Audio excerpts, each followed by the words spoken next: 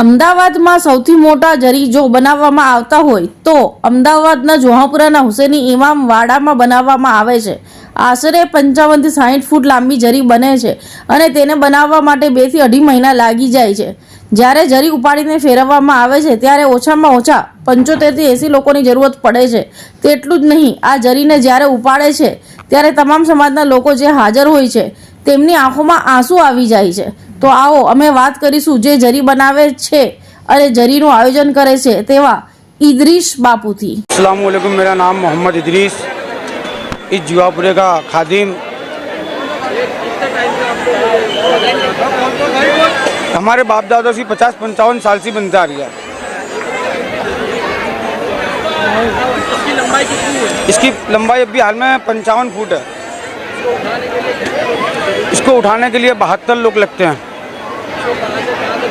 इसको जुआपुरा इमाम बारगा से लेके जुआपुरा मखदूम पानी की टांकी और उसके बाद फिर अंदर से जुआपुरा पानी की टांकी हरबन दवाखाना साइन दवाखाने से लेके सीधे इमाम बारगा।